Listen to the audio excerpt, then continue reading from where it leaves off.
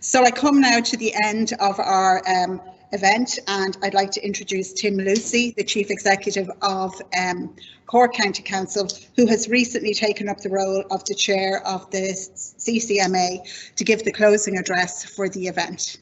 Over to you, Tim. Thank you, Nolene. Great to be here, and just to add my best wishes as well to our colleague Kieran Hayes. Kieran, I thought that you might be lining out for Sligo footballers this weekend or next weekend, seeing that they don't have a team now. I'd be lining out on my own. Indeed you would, yeah, that's an unfortunate situation. Nolene, look, first of all, it's a pleasure to be here, look, on behalf of the County and City Management Association to close what was a very interesting and informative conference. I got in for a number of the last presentations there today, and I'm sure that the rest of them were of such high quality as well. Look, I think it's an appropriate opportunity annually to showcase just some of the innovations developed and implemented by local government, and I'm delighted to see indeed a number of my chief executive colleagues presented, indeed attending and continuing to attend right up to the end, and I think that demonstrates the value that we place on this particular aspect of our business, which should permeate the entire operations of our business, innovation, etc., and indeed the importance of NOAC to the sector. I suppose we could focus a lot on COVID today, but we have and we haven't in some cases. It has presented a major challenge, there's no doubt of that, but I think as a sector we've met and we've exceeded all that has been asked of us. I think indeed, I suppose the most recent past and the ongoing period, it has also shown very significant reliance by the whole of government on local government's innovation, its agility and its own swift responsiveness to the complex set of circumstances that our citizens have continued to face, and most particularly I think over the last 7 to 8 months.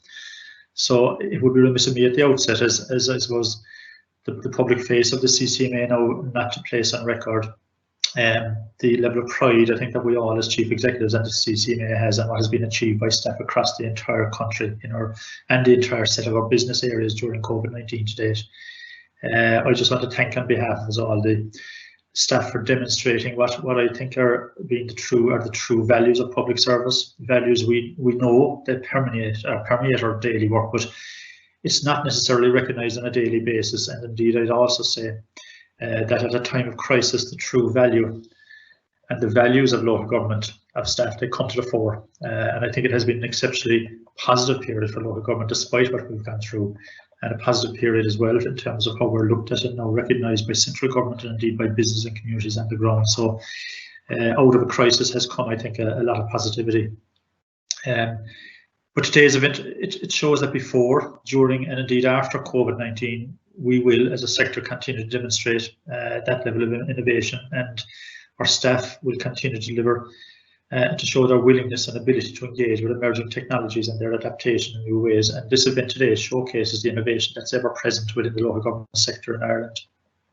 I suppose to put things into context as well, it's very easy for us to dwell on COVID, it's very easy to dwell on this for the next 6 months, but we need to start thinking about the next 5 and 10 years as well. And yesterday, on behalf of our own sector, I attended the Public Sector Leadership Group, which consists of the leadership of public service in Ireland, and we approved the new public service innovation strategy, which will be published very shortly. And I think that's aptly named Making Innovation Real, or Public Service, Delivering Today, Shaping Tomorrow. The strategy recognises what innovation is. It's about finding new means of delivering services and policy responses in ways that can add value. And today we've seen very significant examples of that. I think one of the interesting things as well that has come out of COVID-19 is how that might influence our responses into the future, because the level of flexibility that we all have been able to show because of a crisis is something that we need to have copper fastened into the whole manner in which we run services, not just on a daily basis, but even from a regulatory point of view. And it's a real opportunity for the country, I think, to move forward from one that has been agile, responsive, that has been risk-taking to a certain extent, to one that can kind of embed that culture into the future. That is a challenge that certainly presents for the next number of years. I suppose today, look, we've seen some superb examples that go across the breadth of our functions. We've had an excellent presentation of open libraries, and I couldn't let this opportunity go without recognise the value of our library services. That's demonstrated by a 267% increase in library membership compared to 2019, and an increase of 210% in the lending of e-books, audiobooks and new registrations for e-learning courses. And our library service was to the fore, I think, as part of our community response as well, along with a whole range of other staff that we have on the ground through area engineering, municipal district, or outdoor staff. And the combination of everybody working together is indeed an innovation in its own way, bringing internal and external and services that wouldn't have worked with each other previously into the one loop of giving community response. Today's event, I think, has also shown how we embrace new technology with the use of drones, even to carry out inspections. We've seen how culture and creativity are combined and championed by local authorities, and even indeed, I suppose, through the most recent presentations, they're the last ones, and in terms of embracing the autumn, we've seen how we support for all ages, from positive aging to teenagers. Neither indeed be mutually exclusive, that indeed if we design for our aged and most vulnerable, then we design for all. And that's a term that we try to use ourselves across and trying to infiltrate that type of a culture across our own services ourselves, not just in designing hard product, but designing the soft delivery of our services as well. We've also seen a focus on how local authorities support government priorities, including the economic and community development, delivering supports for SMEs. And I'll come back to that in a moment. And I suppose, but getting back to the most recent past, through the LGMA, even being innovative enough to, during the COVID-19 period, to undertake a survey in April 2020, which identified 214 innovations across all functional areas of local authorities in that short 6-week time frame. 6-week time period in April and May. That's quite significant. We think that we across the sector there were 214 new things done in a very, very short space of time in very difficult business circumstances. Some highlights: we responded through the community helpline and forum across every local authority to over 55,000 calls supporting older people and vulnerable citizens. That's something that was put together overnight. On the 27th of March, I think we got the call from the Taoiseach's department to put this in place. And we were up and running over a period of a weekend in practically every local authority in the country. Quite a significant achievement, something that could not have been achieved by central government, dare I say. That's not suggesting that central government isn't innovative, but I think the closeness on the ground and our agility and ability to get together and do so and be close to the citizens, understand what they want, was of high significance there. We've responded to the modal shifts that came with the virus, including on the ground, investing in more cycling facilities, investing in ensuring safer pedestrian movement, enhancing the public realm. Look at what we've done in terms of outdoor dining opportunities to ensure restaurants, cafes and coffee shops could stay open. Sometimes, do we think of these as being innovative solutions or not? They are absolutely innovative solutions. Anything that can be changed to improve the life of our citizens in any circumstance is an innovation in public service.